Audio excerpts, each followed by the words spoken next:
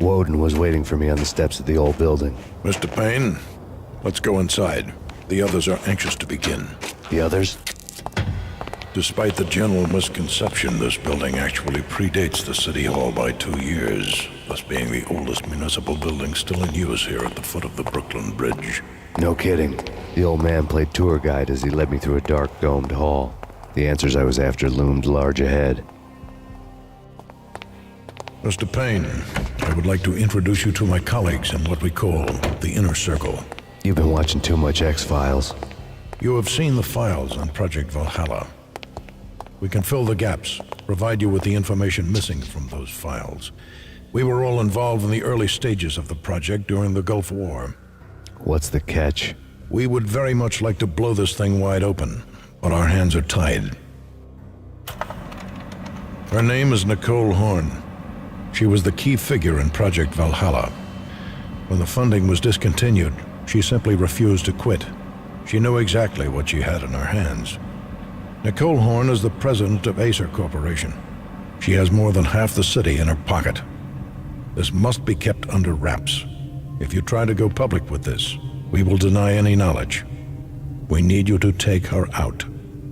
Afterwards, we can protect you, make all the charges go away. That was the cue for the killer suits to kick in the doors and swarm inside.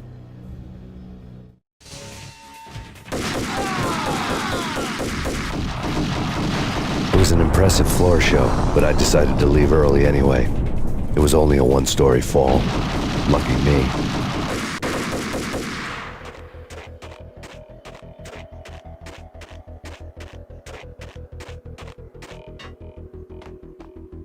Acknowledged. Target escaped. Last confirmed location, the inner courtyard.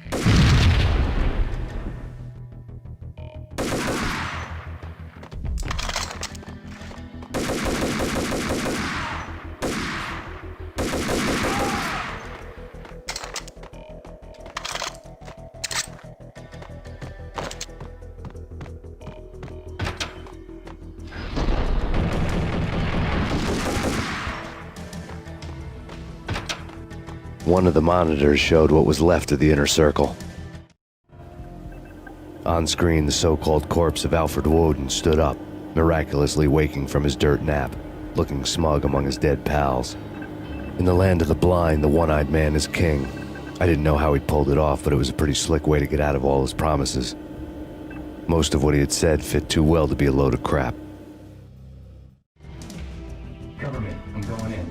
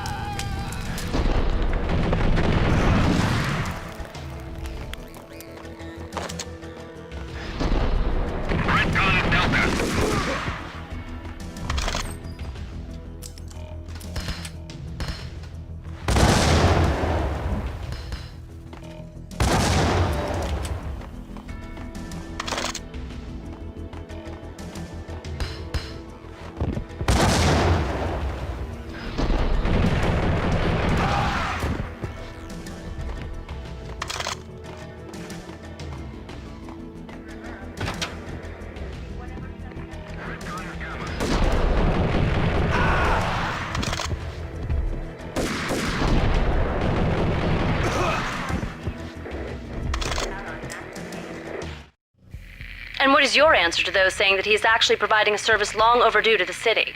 This crusade nonsense has gone too far. He's out of control. It must stop. He will be stopped. That was Deputy Chief Jim Rivera from the New York City Police Department.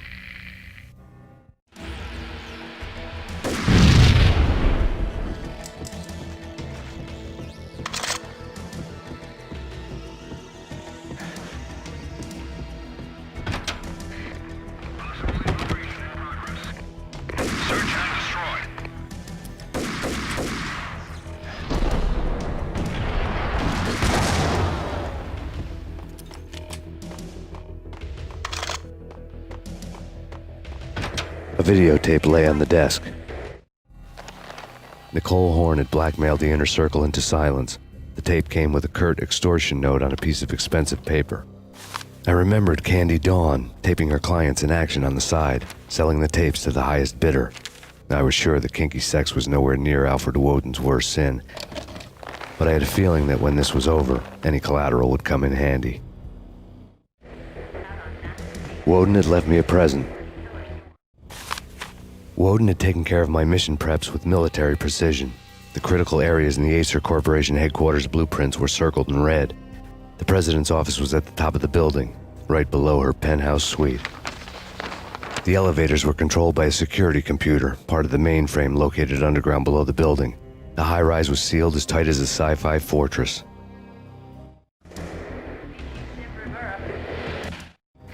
Nothing seems to stop Acer Corporation's phenomenal victory march. Incredibly, the stocks are still rocketing. Worried experts already see a danger in the company's success. Some have gone as far as to say that Acer Corporation is about to become an even bigger monopoly than Microsoft ever was.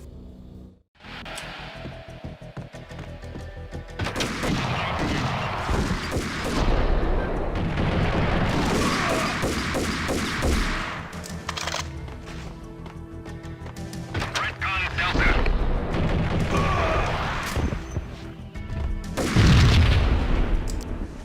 Go, go, go!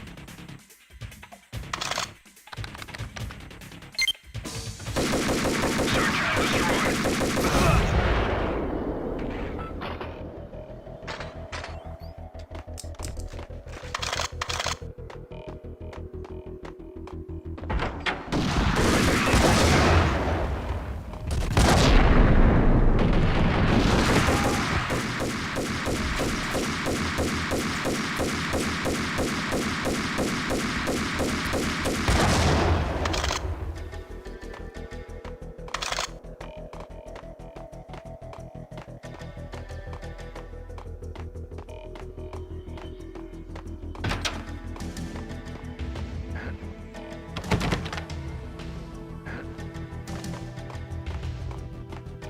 The best movie ending ever?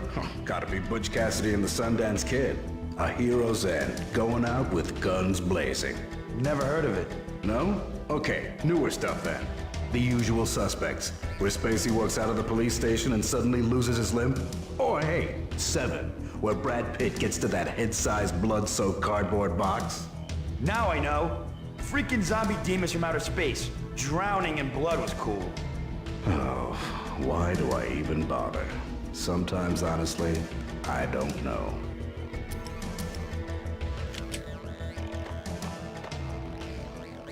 Hold it! What the?